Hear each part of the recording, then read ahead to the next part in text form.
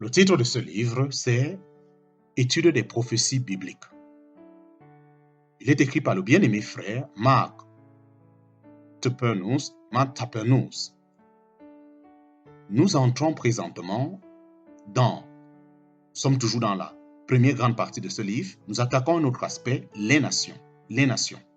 Nous entrons dans la partie des nations. Nous venons de finir avec cet appendice qui explique un peu la situation d'Israël actuelle. Maintenant, nous entrons dans la phase les nations. Grand 2, petit 3, les nations. Ou grande partie 3 de ce livre, les nations. Nous abordons maintenant l'examen des voies de Dieu envers un second groupe d'hommes, les nations. Il n'est d'ailleurs pas possible d'étudier leur histoire sans revenir constamment à celle du peuple d'Israël. En effet, ce peuple composé de descendants de Sem est au centre de l'histoire des nations. Il fut distingué de celle-ci par l'immense faveur d'être seul le peuple de Dieu et par l'honneur insigne de posséder le trône de Dieu qui siège entre les chérubins. En parenthèse, 1 Samuel chapitre 4, verset 4. C'est là ce qui a caractérisé le système des nations jusqu'à Nebuchadnezzar.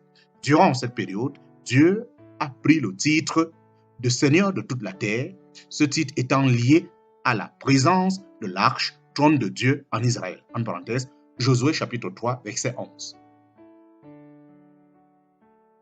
On peut diviser l'histoire des nations en trois phases.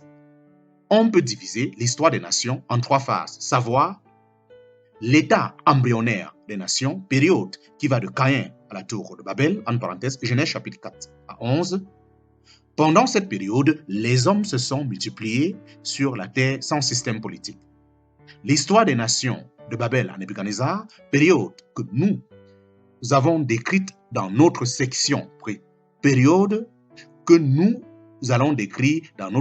précédente, où nous allons exposer le commencement de l'idolâtrie sur la terre, en parenthèse Josué chapitre 24 verset 2, l'appelle l'histoire des nations de Babel à Nebuchadnezzar, période que nous avons décrite dans notre section précédente, où nous avons exposé le commencement de l'idolâtrie sur la terre, en parenthèse Josué chapitre 24 verset 2, l'appel d'Abraham, la délivrance du peuple d'Israël de l'Égypte, son entrée en Canaan, la transportation, nous n'y reviendrons pas. Les temps des nations, en parenthèse, expression de Luc chapitre 21, verset 24. Les temps des nations, en parenthèse, expression de Luc chapitre 21, verset 24, période qui s'étend du règne de Nebuchadnezzar à l'apparition en gloire du Seigneur. Il convient de la subdiviser en deux parties. La première concerne l'histoire passée des nations, telle que les prophéties de Daniel nous le rapportent. La seconde concerne leur histoire future que nous étudierons dans la troisième partie de ce travail, car elle est postérieure à l'enlèvement de l'Église et s'achève lors de l'instauration du règne millénaire. Grand 2, partie 3 de ce livre, je reprends bien, Grand 2, partie 3 de ce livre, chapitre 1 là, partie 3 de ce livre, chapitre 1, l'état embryonnaire des nations. Chapitre 1, l'état embryonnaire des nations. Je répète bien, nous sommes à la grande partie 3 de ce livre, chapitre 1, l'état embryonnaire des nations. Grand 2, partie 3, chapitre 1, sous 1, opposition au peuple de Dieu. Opposition au peuple de Dieu. Dieu avait placé l'homme dans le jardin d'Éden, mais Dieu l'ont chassé après la chute. Il prononça alors son verdict contre Satan, la femme, Adam et le sol. En parenthèse, Genèse chapitre 3, verset 14 à 18. Dieu dit, « Et je mettrai une amitié entre toi et la femme, et entre ta sémence et sa sémence. » Verset 15. La sémence de Satan, ce sont tous ceux qui lui obéissent, à commencer par Caïn, assassin de son frère, et après lui, la méchante génération que Dieu anéantit par le déluge, les hommes de la tour de Babel, tous les royaumes humains qu'ils s'appellent Babylone, l'Égypte, Ninive ou Rome, et pour finir, les nations sous la domination de la bête romaine et de l'Antichrist. Dans un certain sens, nous pouvons donc dire que l'histoire des nations est celle de la sémence de Satan. Il n'est donc pas surprenant que les nations s'opposent constamment au peuple de Dieu et le persécutent jusqu'au jour où le Seigneur interviendra en personne et les détruira. Grand 2, partie 3 de ce livre, chapitre 1 sous 2, la première ville. La première ville. Caïn, bâtisseur de la première ville, en parenthèse, Genèse chapitre 4, verset 17, fut le père d'une lignée d'hommes impies qui créèrent une civilisation remarquable, dont il nous est parlé au verset 20 à 24 de Genèse chapitre 4. De Genèse chapitre 4. On en a retrouvé, paraît-il, des vestiges étonnants. Cette civilisation était toutefois marquée du sceau de Satan. Et l'Éternel vit que la méchanceté de l'homme était grande sur la terre et que toute l'imagination des pensées de leur cœur n'était que méchanceté en tout temps. Et l'Éternel se repentit d'avoir fait l'homme sur la terre et il s'en affligea dans son cœur. Et l'Éternel dit: j'exterminerai de dessus la face de la terre l'homme que j'ai créé. En parenthèse, Genèse chapitre 6, versets 5 à 6. Ce fut le déluge. Grand 2, grande partie 3 de ce livre, chapitre 1, petit 3, le commencement des nations en Genèse 10. Le commencement des nations en Genèse 10. L'histoire des nations a commencé, à proprement parler, après le déluge. Ce sont là les familles des fils de Noé selon leur génération, dans leur nation. Et c'est d'eux qu'est venue la répartition des nations sur la terre après le déluge. En parenthèse, Genèse chapitre 10, verset 32. C'est à cette répartition que se réfère le passage de Deutéronome chapitre 32, verset 8, quand le Très-Haut partagea l'héritage aux nations, quand il séparait les fils d'Adam, il établit les limites des peuples selon le nombre des fils d'Israël. Le gouvernement post-diluvien fut confié à Noé et à ses fils. Et Dieu bénit Noé et ses fils et leur dit: fructifiez et multipliez et remplissez la terre. Et vous serez un sujet de crainte et de frayeur pour tout animal de la terre et pour tout oiseau des cieux. Ils sont livrés entre vos mains. En parenthèse, Genèse chapitre 9, versets 1 à 2. Le premier royaume a été établi par Nemrod, petit-fils de Cham. Lui commença à être puissant sur la terre. Il fut un puissant chasseur devant l'Éternel. Et le commencement de son royaume fut Babel et Érec et Akkad et Calné au pays de Shinéar. En parenthèse, Genèse chapitre 10, versets 9 à 10. À leur tour, les descendants de Noé ne tardèrent pas à se corrompre. Pleins d'orgueil, ils lancèrent un défi à Dieu en construisant une nouvelle ville et une tour dont le sommet devrait s'élever jusqu'aux cieux. En parenthèse, Genèse chapitre 11, verset 4. Dieu les châtia en confondant leur langage et en les dispersant sur la face de toute la terre. En parenthèse, Genèse chapitre 11, verset 7 à 8. Dès lors, il laissa les nations marcher dans leur propre voie. En parenthèse, Actes chapitre 14, verset 16. Mais il tira d'entre elles son peuple Israël, par lesquels le salut devrait être apporté un jour aux nations. En parenthèse, en effet, Christ ayant été rejeté par Israël est prêché aujourd'hui aux nations. Après qu'Israël, ayant abandonné l'Éternel, fut émené en captivité, Dieu confia un rôle nouveau aux nations dans le gouvernement de la terre.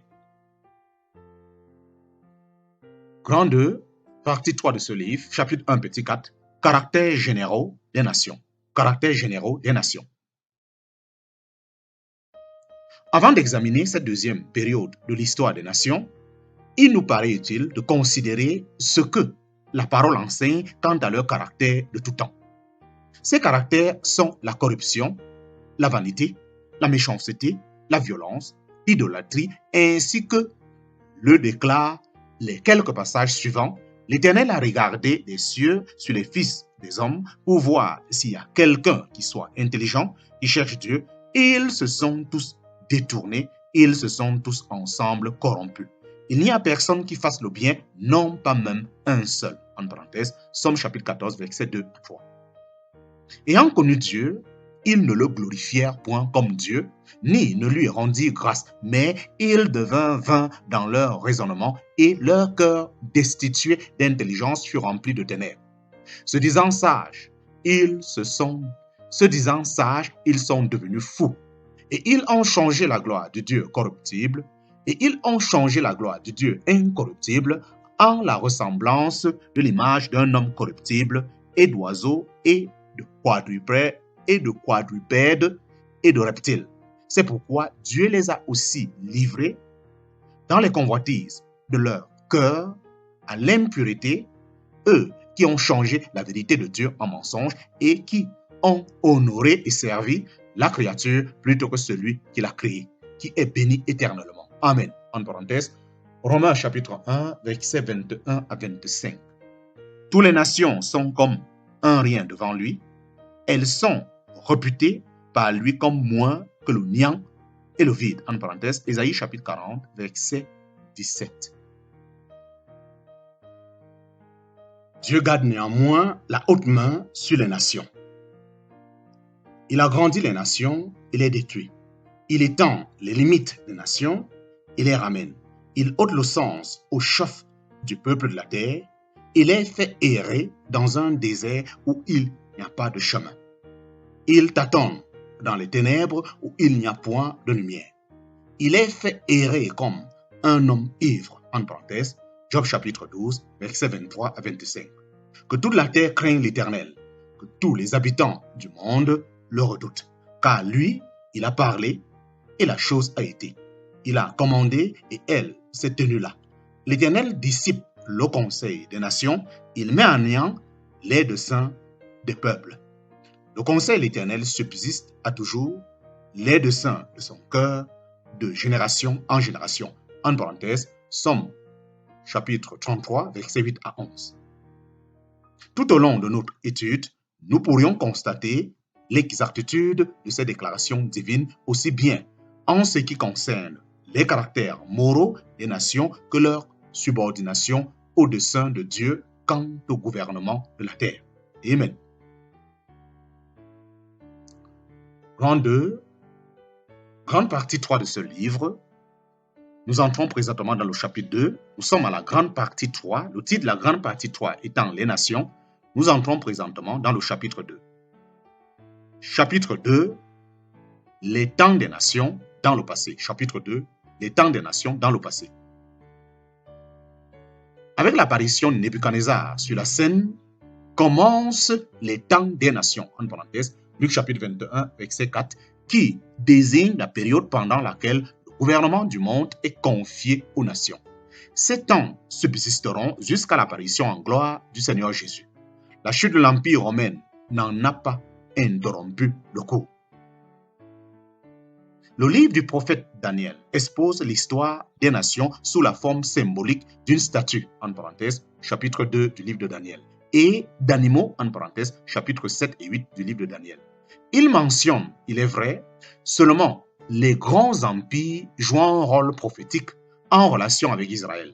Bien que ces prophéties soient déjà accomplies en partie, elles n'en restent pas moins instructives car elles permettent de constater la précision étonnante des révélations de Dieu, ce qui encourage le croyant à étudier d'autant plus attentivement celles qui ne sont pas encore réalisées. Elles passent entièrement sous silence la période actuelle de l'Église dont le mystère n'a été révélé que par le Seigneur et ses apôtres. Cela se comprend aisément si l'on songe que ces prophètes exposent les voies de Dieu dans l'ordre politique, tandis que l'histoire de l'Église ressortit au domaine religieux, donc à un tout autre ordre de choses. Au chapitre 2 du livre de Daniel, les royaumes sont figurés par une grande statue que le roi Nebuchadnezzar vit en songe. La tête en était d'or, la poitrine et les bras d'argent, le ventre et les cuisses d'airain, les jambes et le fer, les jambes de fer et les pieds de fer et en nageux.